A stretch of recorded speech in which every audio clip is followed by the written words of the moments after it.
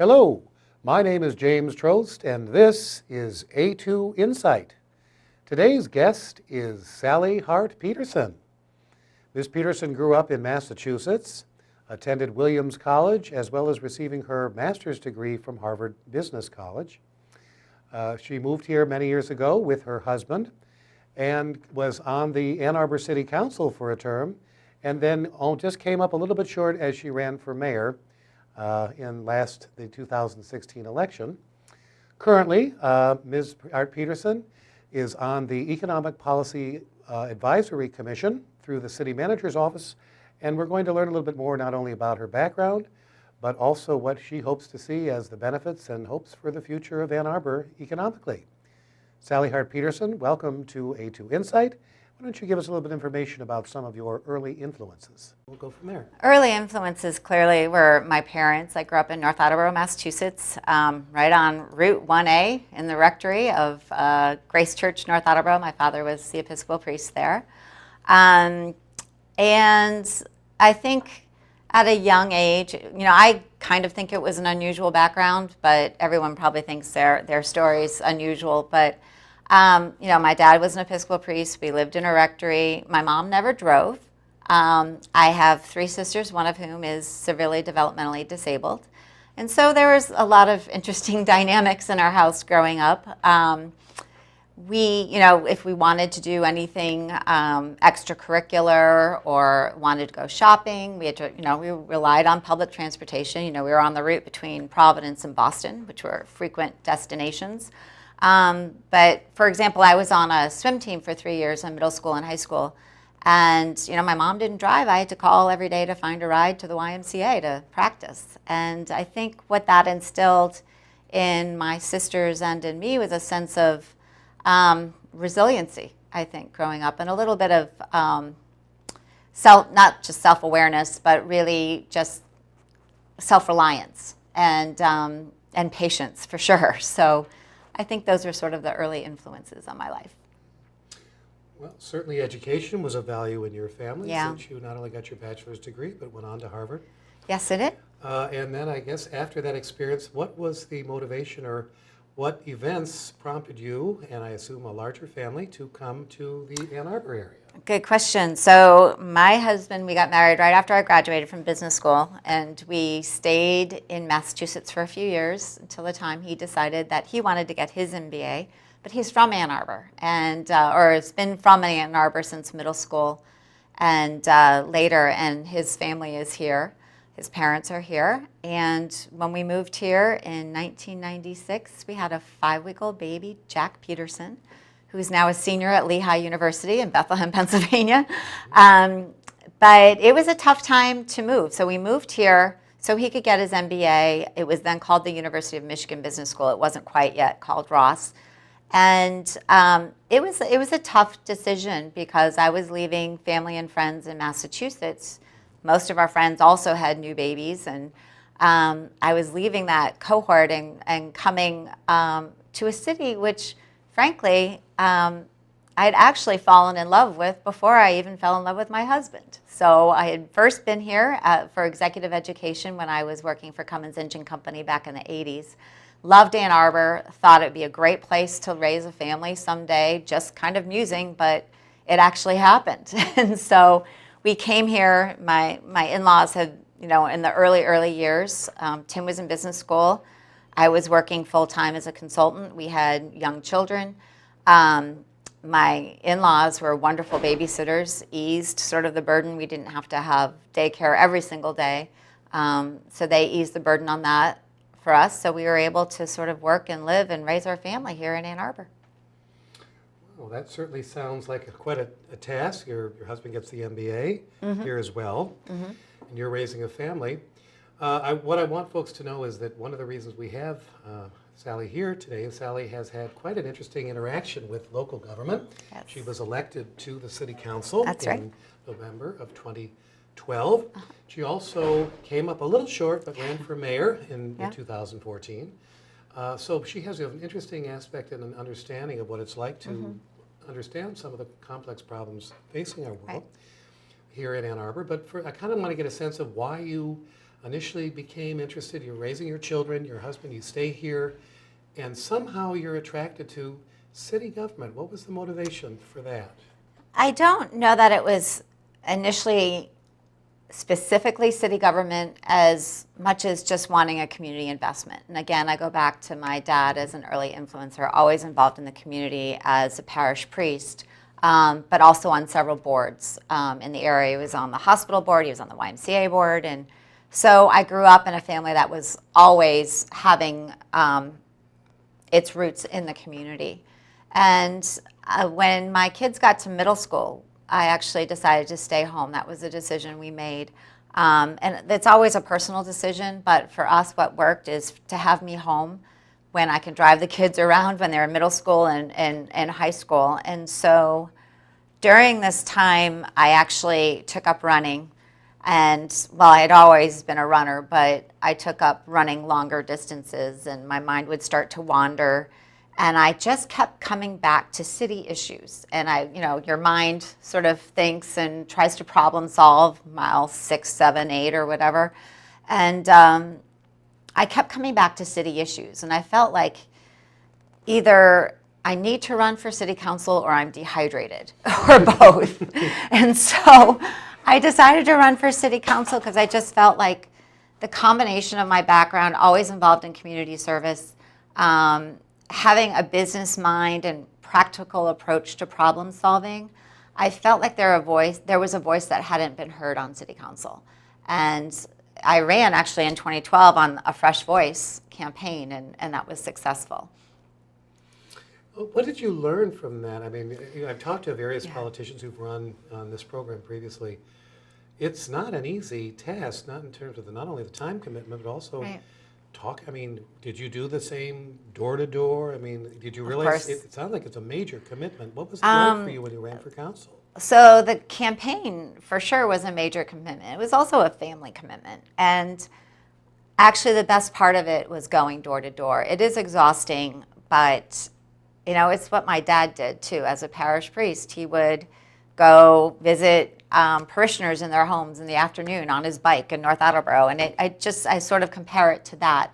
A little stranger because I would show up unexpected and they wouldn't know who I was. Mm-hmm. But I learned so much about this community. I learned what was top of mind for our residents, especially in Ward 2.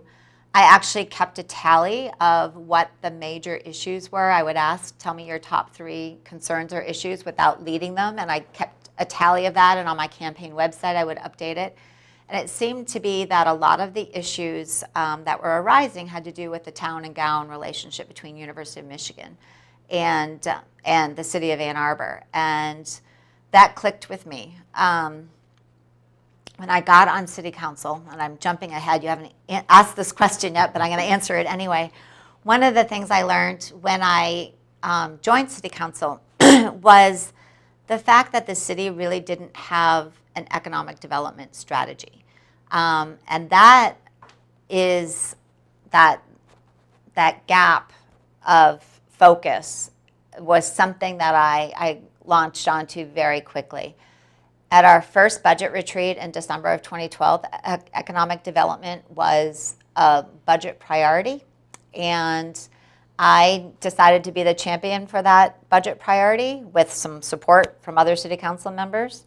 And then when staff presented on what they do for economic development, there really wasn't a whole lot that they were focused on. And what I learned is that there are a lot of organizations, there's a lot of effort around economic development in the city of Ann Arbor, but no one owns it.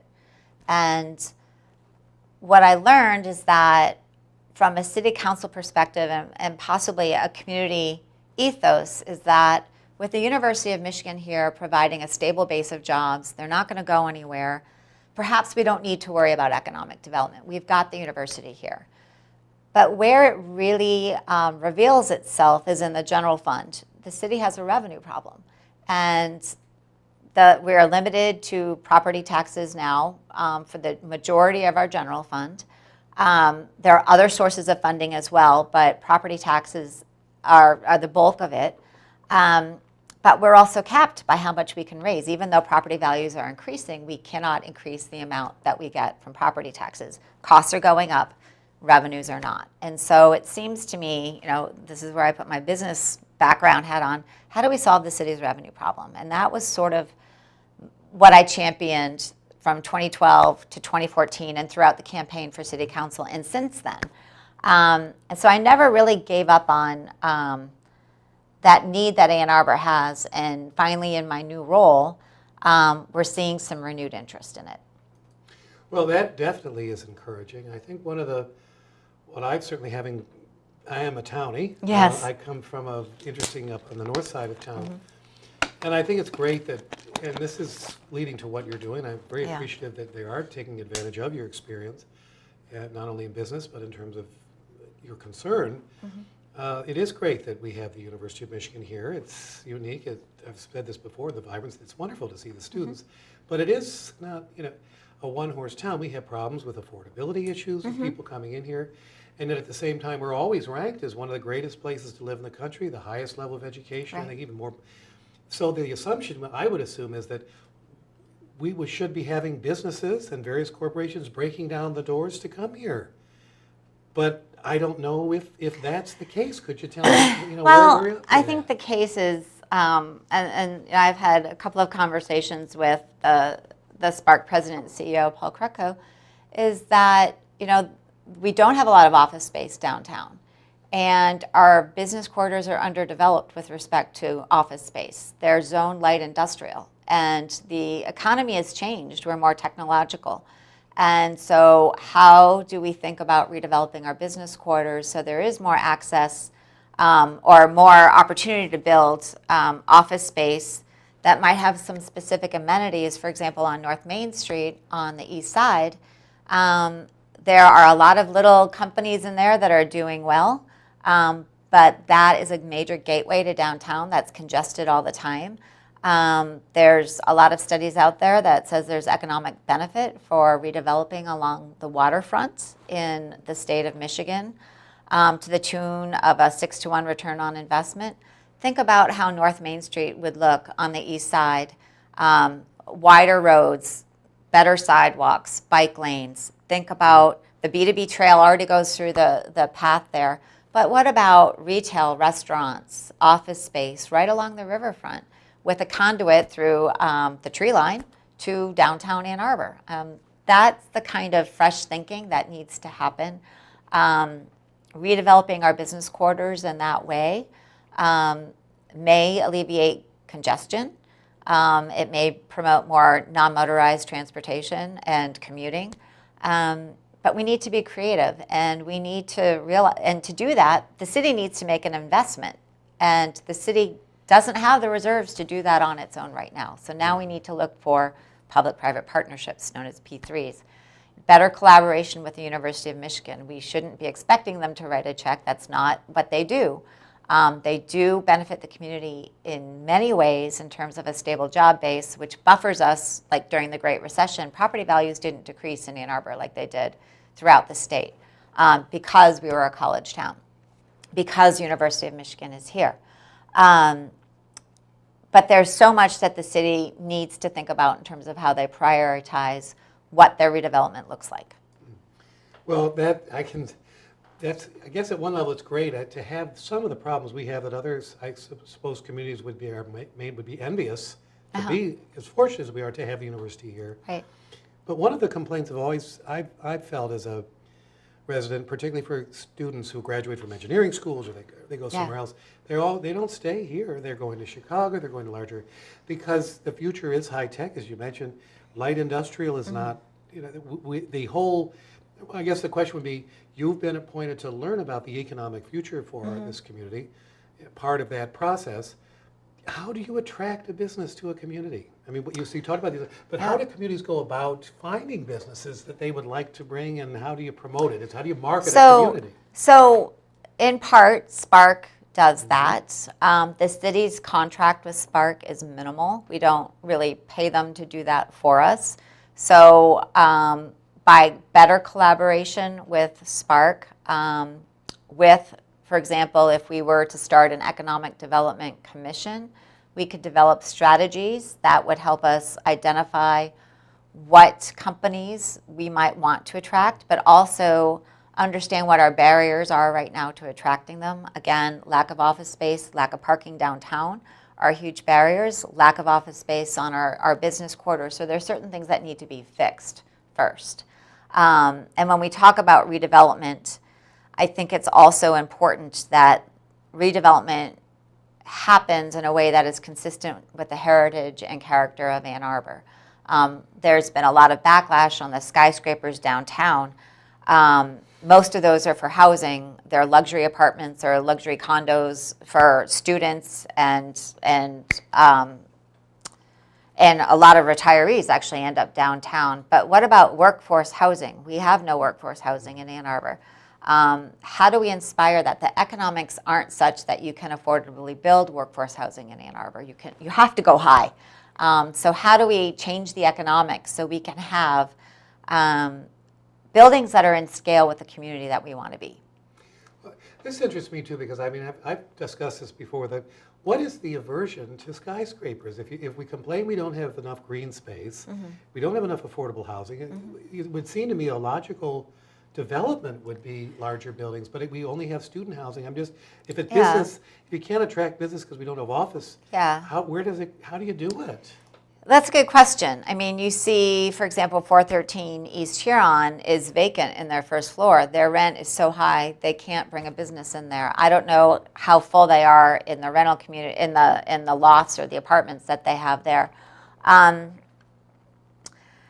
think, and that was also very controversial because that building is just on the outside of the core of the downtown. I think people have less issue with high rises in the core of downtown, and I define that as bordered by State, Huron, First, and William, I guess. Within that box, I think there's less angst about higher buildings. 413, for example, is abutting a historic district, and that is challenging, but that was Zone D1, and that's what the city said it wanted there. So yeah, that was approved in 2013 for that reason, but now they haven't been able to fill the first floor office space. So I just use that as an example of, again, we need to make the economics better so you don't have to build so tall to make money on a project. Are there, what businesses are we attracting currently? I mean, it's not like we're giving tax incentives like certain governments in Wisconsin or other places. I know Detroit wants Amazon and maybe something like this. How do businesses, I guess, find us? Or, there is growth. We have a wonderfully low. Do they just like us? I mean, there's no governmental involvement at this point, well, right? If you think about, no, not very little. Spark is involved a little bit, but they're agnostic to Ann Arbor. They're funded by our county, Livingston County, and one other county. Lenawee County. And so when they bring a company in to look around, taxes are lower in Pittsfield Township and Scioto Township.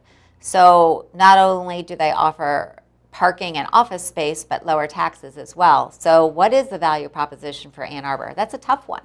And that's one thing that an entity such as an Economic Development Commission would be able to help devise.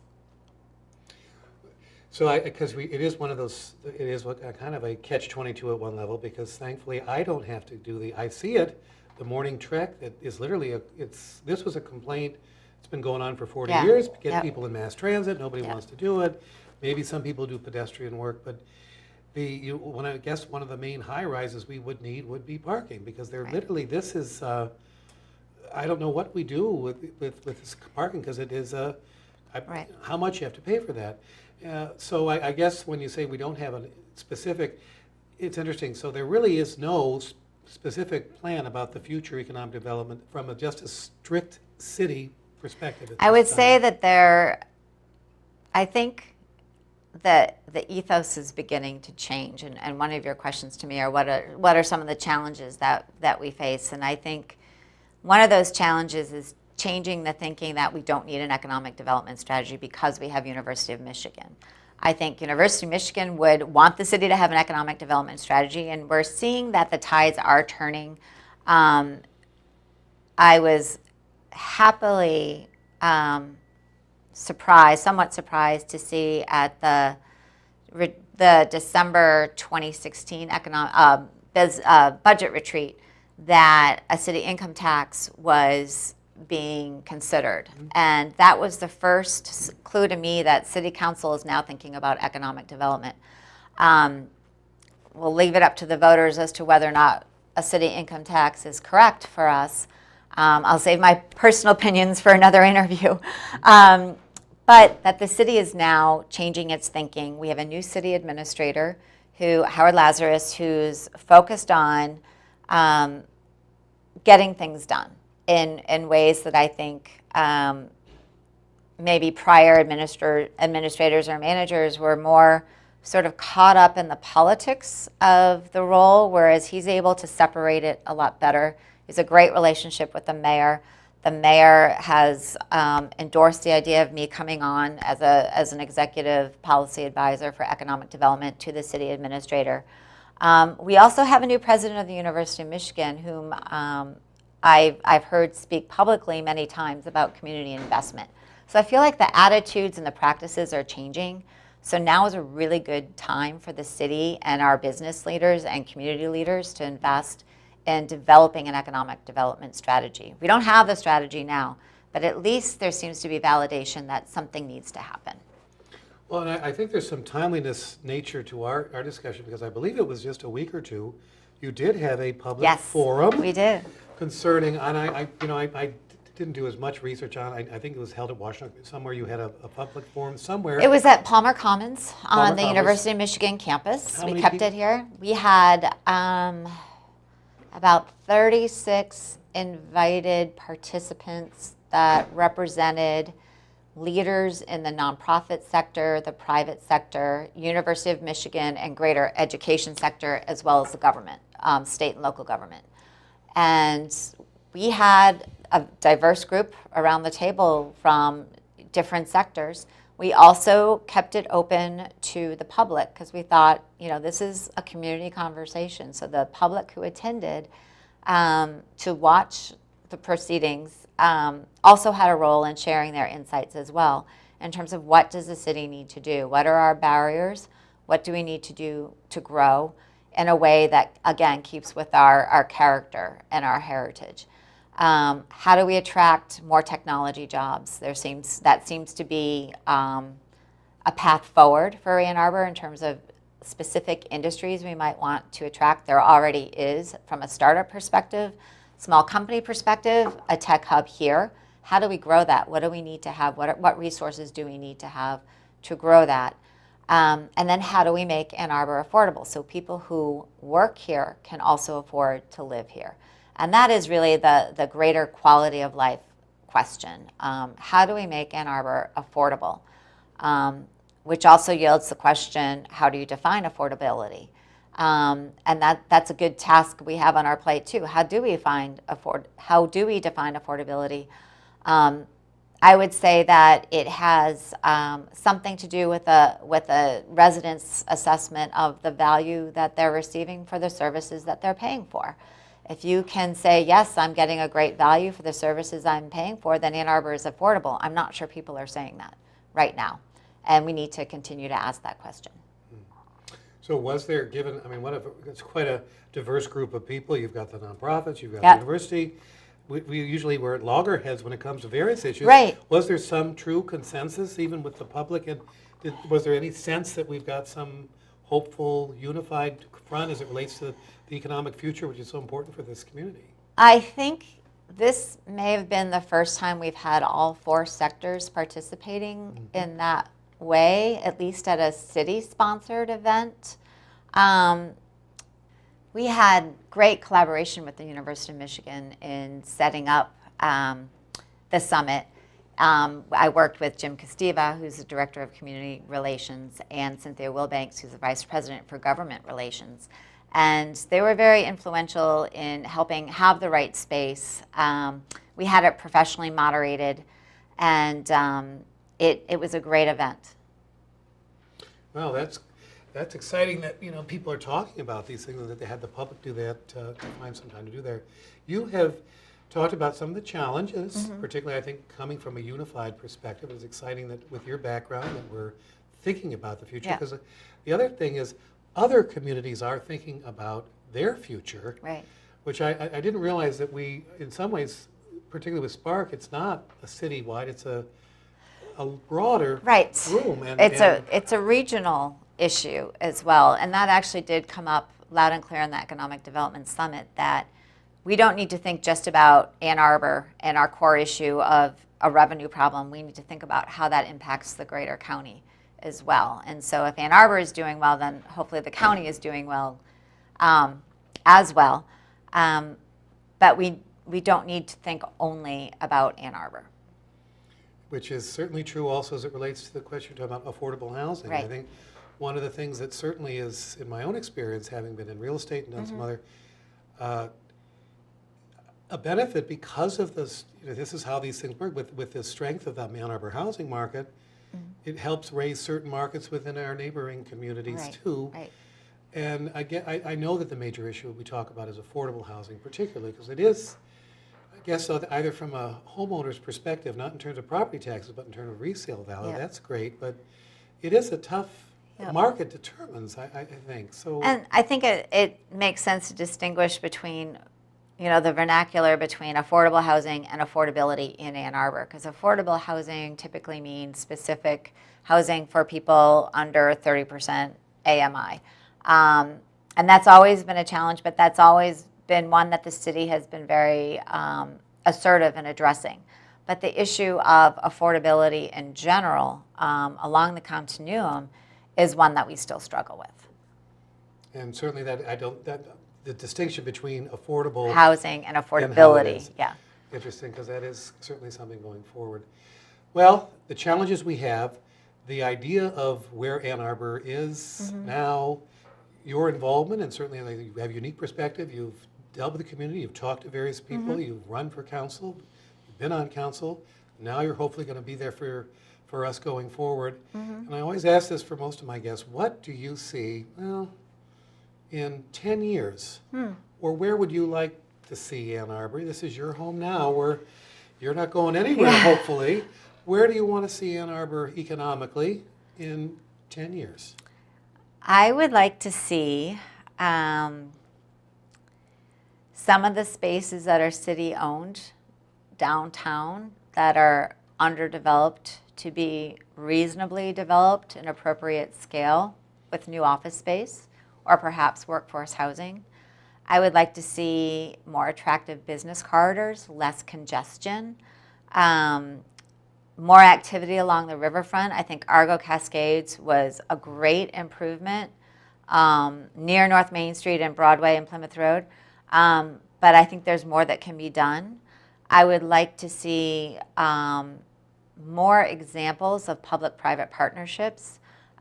Two I'll call out right now, Bank of Ann Arbor and Sonic Lunch. They do a great job in programming Liberty Square, but also just providing events for the community to come together. I know that DTE has plans for the Mishcon space along the Huron River, and I think we need to be collaborative with DTE when they plan to build upon that space. I would like people who are able to work here to be able to afford to live here as well. So are you optimistic about the future of Ann I Arbor am. in 10 years? I am. One thing I'd also like to add, I'd like to see the tree line constructed to connect B2B Trail to the down as far as Eisenhower. I think that would be great. That the non-motorized pathway used to be known as the Allen Creek Trail, now is known as the Tree Line Trail. Could you explain a little bit more about because this is something that's coming, what is a tree line, what is it composed of, and why, what is that So it's exactly? approximately right now is designed about a little over a 3-mile long trail that connects from Vandermeer Park. Design would have it connect as far as the athletic campus. The idea being that it provides non-motorized transportation and safe transit and connectivity to the B2B trail, which then is connected to the Iron Bell Trail, which is a trail that goes from Bell Island all the way up to, I think it's called Iron Mountain, in the northern part of the state, Upper Peninsula, actually. So having that connectivity so people from downtown can have non-motorized access to the trail. People can go from the trail downtown for lunch or whatever. But also to keep students off the railroad tracks. There's a huge issue of safety on game days with people walking around along the railroad tracks to get to the athletic campus. The tree line trail, as it's designed, can keep students, and not just students, but any ticket holder from being on the railroad track property. So it's a great community benefit. It's an idea that has existed for a long time. It has renewed energy because in 2014, City Council decided to take on the task of helping them create a master plan. And so the master plan has now been created. It's actually been publicized. It's out for public comment. And the next step then is, should City Council adopt the master plan, my job then is to help the Tree Line Conservancy put a business plan together to bring it to fruition. Well, that sounds exciting. It's very exciting. Well, we're nearing the end of our program here. I want to thank you so much, Sally Hart Peterson, for joining us today on A2 Insight. Yes. And do wish you luck, because we all certainly have an investment in the future of this community. Exactly. And I'm quite pleased that you're going to be an integral part of it. Thanks very much. Thank you. And for A2 Insight, I'm James Trost. Until next time.